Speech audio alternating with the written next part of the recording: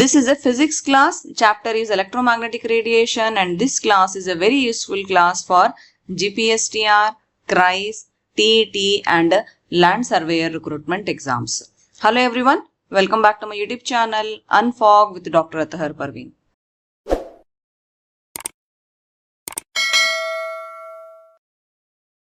In our first lecture, we discussed all about electromagnetic radiations, their examples, properties, uses, and what were the different electromagnetic radiations, and also we discussed about the electromagnetic spectrum. In this lecture, we will discuss about properties of photons followed by photoelectric effect. We will also see some important terms related to photoelectric effect. Okay? If you have not watched the first lecture, please go and watch the first lecture. I will give you the link in the description. In the first lecture, we were talking about photons. We gave little bit introduction about photon, then we moved on to electromagnetic radiation. Now in this lecture, we will again start the discussion with the photon itself. In that lecture, we told that photon is a bundle of energy or a packet of energy. Or in simple words, we told that photon is a single wave. We can relate to photon as a single wave, we told there. Now we also told that the energy of a photon, E is equals to h nu. We are talking about the wave nature of light. Remember, when we are telling about photon, we are talking about the wave nature of light. When we are telling that the energy of photon is equals to h nu, that means we are talking about the wave of light. Nu is the frequency, right? That frequency will be there only for a wave, not for a particle. So we told that E is equals to h nu in the previous lecture. We also told that nu is equal to 1 upon lambda, or nu, the frequency is inversely proportional to the wavelength of a wave. Here, if I remove the proportionality constant, I can introduce this term C, which is the speed of light of electromagnetic wave. Okay, let me repeat it for you all. In E is equals to h nu, E is the energy of the photon, h is the Planck's constant. We also told about the value of the Planck's constant in the previous video. That is very important. And then nu is the frequency of radiation or the frequency of the photon. And this frequency is inversely proportional to the wavelength of the photon. If I remove this proportionality symbol, then I can include this constant speed of light C. This will be equal to 3 into 10 raised to 8 meters per second. Okay. So I hope you got it. Just remember E is equals to h nu, and this in turn is equals to hc upon lambda. Now let's talk more about photons. What are the properties of photons? Because unless and until we know the properties of photons, we cannot relate to what we call as photoelectric effect. Now photons travel at speed of light, which is c, and this speed will be there even in vacuum. Okay, this speed is equal to 3 into 10 raised to 8 meters per second, as we are telling it oftenly. Next property of photon is very interesting. It is that the photon has zero rest mass. Zero rest mass means if it is at rest, then it is not having any mass. If the photon is at rest, then it is not having any mass. That means photon cannot exist at rest. It can exist only if it is moving. Obviously, photon is light, right? If it is moving only, you can know that there is light, or else it is not existing at all. Okay, so photon has zero rest mass. Third property of a photon, the kinetic mass of a photon m is equal to E upon c square or h upon c lambda. For this I will have to explain you a bit. Let us go back to our class again. We told there E is equal to h nu, right? That was for a wave nature of light. Now what will be the equation of the energy for particle nature of light? It will be the well known E is equal to mc square. Okay. So E is equals to mc square will give you the energy of the light when it is behaving as a particle. And when it is behaving as a wave, we told it, right? E is equal to h nu. Now if I relate the right hand side, mc square and h nu for energy, then I can relate this m and the frequency, the mass and the frequency of the wave. Okay. And also we told that E is equals to hc upon lambda, right? Because nu is inversely proportional to lambda, that is the frequency of the wave is inversely proportional to the wavelength. Then we introduce this term speed of light, that is c. Now I can equate mc square and hc upon lambda, right? Mc square will be equal to hc upon lambda. Now I can say that m is equals to h upon c lambda, because there is c square in the numerator, here c in the numerator. Then if I divide, then 1c will get cancelled and it will be in the denominator. So I can say that m will be equal to h upon c lambda. So this is your kinetic mass of a photon. Either you say E is equal to mc square or m is equals to E upon c square, or you say m is equals to h upon c lambda. Now this h upon lambda is there, no? If I remove this constant, there is one term h upon lambda, right, in the right hand side. This h upon lambda is nothing but the momentum of the photon. This is also relating to the particle nature of the light. If you see about dual nature, the de Broglie wavelength, that comes into picture here. The momentum of this photon will be equal to h upon lambda, where lambda will be the de Broglie wavelength. If you have attended my GPSTR classes, the dual nature part, then you will be knowing. But still I will give you the link in the description. You can go and watch there. This is a very, very interesting topic actually. This is known as modern physics, the quantum mechanics.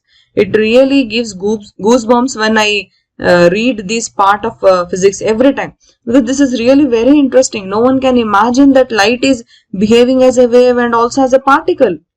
Think how great those people should be. De Broglie, Einstein and Planck. I really don't understand what type of minds they should be having. Really great. Okay. So coming back, the fourth property of the photon is that the momentum of the photon is equals to h upon lambda. Or I can also say that it is equal to E upon C, because E is equals to hc upon lambda, right? So here if you remember these four equations in the right hand side, E is equals to mc square, E is equals to h nu, E is equals to hc upon lambda, and P is equals to h upon lambda. If you remember these four equations, no, then you can say entire properties of photons. You can purely describe the properties of photons based on these four equations only. Okay. Next, fifth property of the photon is that the photons travel in a straight line. Obviously, we are studying from school, right? Light has a rectilinear propagation. It moves in a straight line. We know it. Next, point 6 is that energy of a photon, it depends upon frequency of the photon. So, the energy of the photon does not change when photon travels from one medium to another. Because E is equals to h nu, right? E is equals to h nu. Energy is depending only on the frequency. Unless and until there is no change in frequency, there is no change in energy. So whatever the medium is there, no problem at all. Energy will be same. Next point is that wavelength of the photon changes in different media. So velocity of a photon is different in different media. We know it, right? Frequency is inversely proportional to wavelength. And this wavelength is related to the speed of the photon also. V is equals to f lambda, right? We told. Now that lambda, if it is changing, means there is some change in the medium, then only it is changing. Then if it is changing, means the velocity of the photon will also change.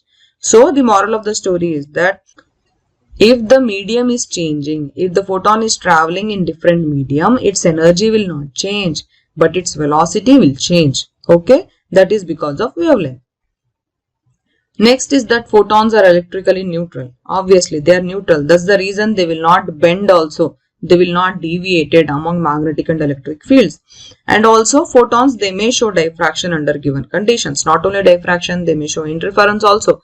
But you have to have some given conditions. Under particular conditions, they will show you all the optical properties. Okay. So these were the properties of photons.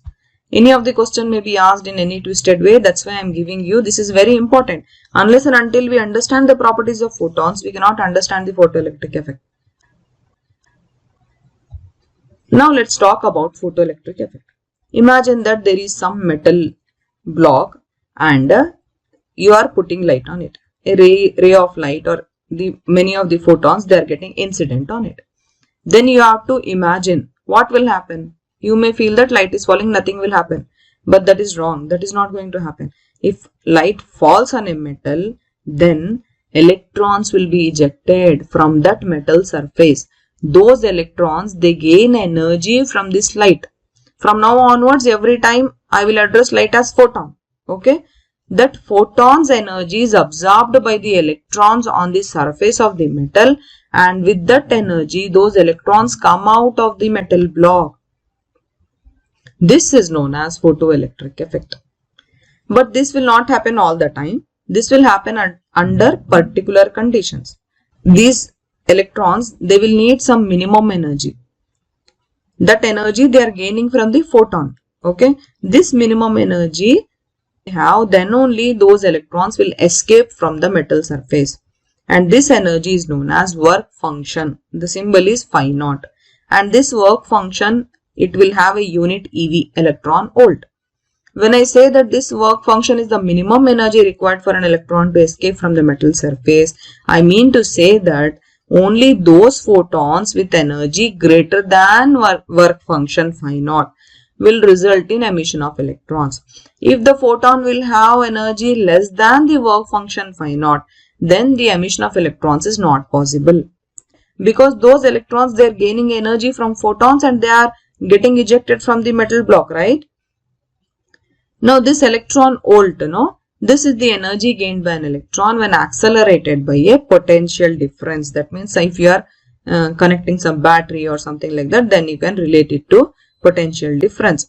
And usually this electron volt, this can be converted into joule also because it is energy, right? So this 1 electron volt is equal to 1.6 into 10 raised to minus 19 joule. This is the important value you have to remember. Every time you want to convert electron volt into joule, you have to use this value 1.6 into 10 raised to minus 19 joule. Now let's go deeper into photoelectric effect. As I told you, it is the phenomenon of emission of electrons from mainly metal surfaces which are exposed to light energy. This light energy, it could be X-rays, gamma rays, UV rays, visible light and even infrared rays. We are talking about the electromagnetic radiations now, isn't it? But the only condition is that this light should be of suitable frequency. For a particular frequency only photoelectric effect occurs. And the electrons which are emitted by this photoelectric effect, they are called as photoelectrons. And these electrons, when they are emitting, means they are constituting some current, right? So these current formed by the photoelectrons is known as photoelectric current. Now this photoelectric current is the hero of this photoelectric effect. All the applications of photoelectric effect are all based on this photoelectric current, because this is the speciality of photoelectric effect. The emitted electrons, they are forming the photoelectric current. Now one important note is that not only metals, even non-metals can show photoelectric effect. Even liquids and gases, they also can show photoelectric effect, but to a limited extent. If you want some dominating photoelectric effect, then only the metals are the right materials, and one particular frequency light also should be incident on it.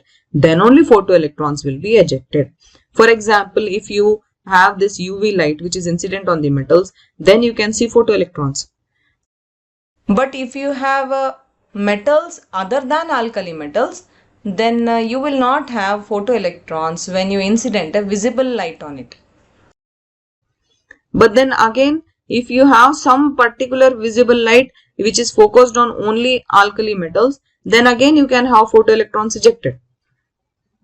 Now you may be thinking that what is this, ma'am is confusing us. So this is, I am giving you intro. I will talk more and more on it in coming classes of this chapter. So here now I am just giving you introduction and giving you a gist about what is actually a photoelectric effect and what are the situations where photoelectrons are emitted. Okay, if you watch all the coming classes, by the completion of this chapter, you will be very happy to understand everything about the photoelectric effect, which is a very interesting phenomena. Okay. Now this photoelectric effect, basically this was studied by Hertz. Actually before Hertz also people were there, Halbwachs and Lenard. Okay, before 1887 also this Halbwachs and Lenard, they observed photoelectric effect. But main work of this photoelectric effect, the observations and the experiments, this all was done by the well-known Hertz in 1887. Now before starting the discussion on the experimental studies of photoelectric effect, I want to have a talk with you all regarding some photons. What all may photons do. So, to know more about photons relating to what all the photons can do and what are the observations of photoelectric effect and what are the applications related to photoelectric effect and what are the experimental facts related to photoelectric effect, you should subscribe to my channel and also like this video and share among other aspirants, and you will get the next class very soon in my YouTube channel Unfog with Dr. Atahar Parveen. Okay, thank you. All the best. Bye.